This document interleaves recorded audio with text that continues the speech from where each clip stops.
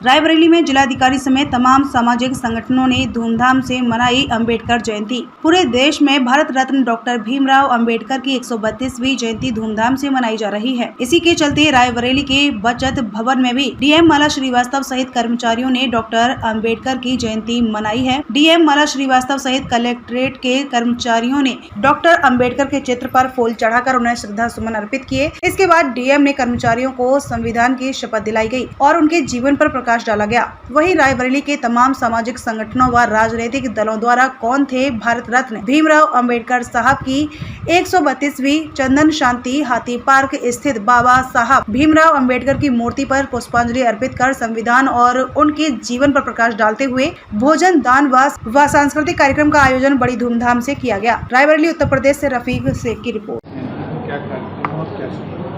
बिल्कुल, आज अंबेडकर जयंती के अवसर पर हम लोग सब एकत्रित हुए हैं और बाबा साहब को हम लोग एक बार पुनः याद करके उनको नमन कर रहे हैं, सलाम कर रहे हैं और इस देश की संरचना में, संवैधानिक व्यवस्था में, सामाजिक और न्यायिक व्यवस्था में उनका जो बहुमूल्य योगदान रहा है उसको याद करते हुए हम लोग पुनः अपने आप को आमजन की सेवा में एक बार फिर अपने आप को समर्पित कर रहे हैं।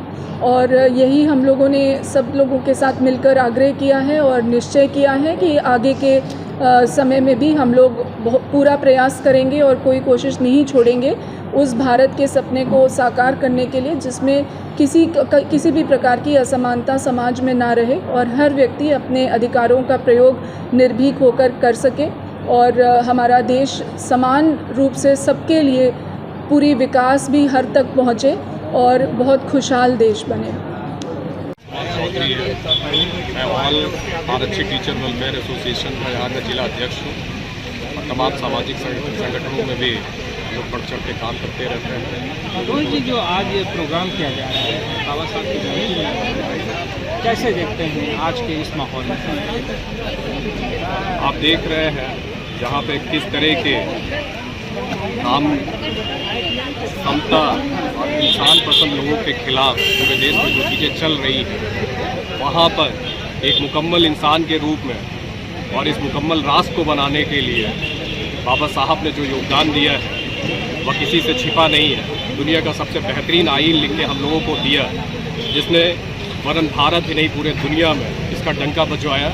और आज हम उसी महान शख्सियत की जन्म जयंती के मौके पर विगत वर्षों की तरह भी हम यहाँ पर एकत्र हुए हैं और उनके साथ बचपन से लेकर एक लंबे दौर तक जो उन्होंने जाति प्रथा का दंश झेला था और उनको जब मौका मिला उन्होंने एक बेहतरीन तालीम ग्रहण करते हुए 32 डिग्रियाँ और 9 भाषाओं में पारंगत होते हुए इस देश का संविधान लिखा और आज उसके बदौलत उस मजलूम अक़लियत SC ST OBC व इस देश के तमाम महिलाएं जिनको कभी शिक्षा और कलम से वंचित रखा गया था, उनके हाथों में कलम देने का काम किया, जो आज दुनिया में इस देश का नाम रोशन कर रही है। उसके पीछे यदि किसी एक व्यक्ति का नाम आता है तो वह है बाबा साहब भीमराव अम्बेडकर। मैं तो यही जागरूक करना चाहूँगी लोगों को, उनके पेरेंट्स को, ताकि जो गर्ल्स हैं, महिलाएं हैं, उनको घर से बाहर निकालें, एजुकेट करें।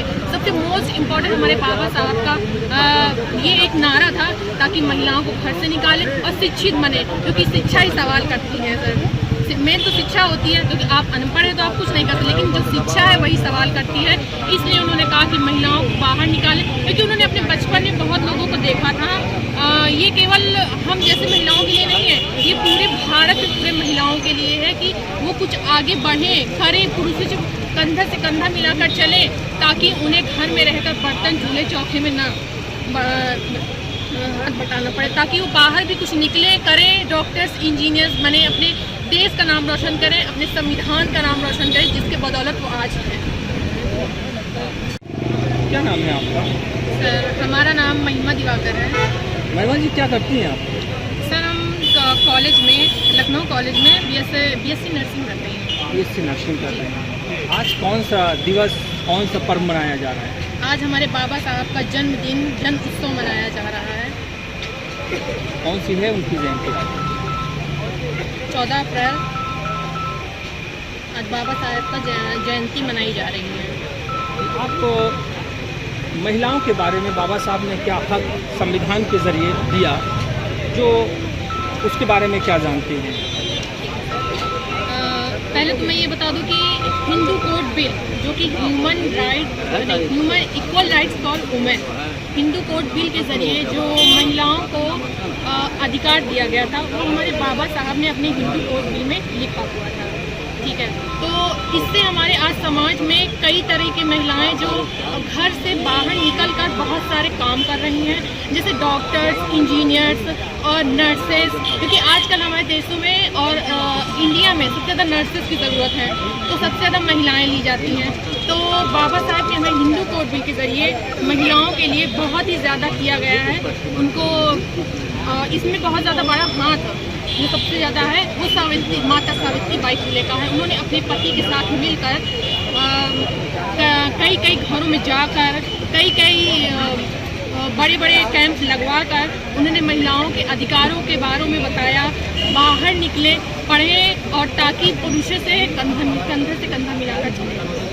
क्योंकि यूँ कहा जाए कि शिक्षा के ज़रिए सावित्रीबाई फुले जी ने आप लोगों को जो है आज जो कुछ भी है आप उनके ज़रिए हैं या उनकी देन है। और क्या बताते जो आज के समय में आप लोग क्या सोचते हैं संविधान की रक्षा के लिए जिस तरीके का एक माहौल है देश में, उसके बारे में आप लोग क्या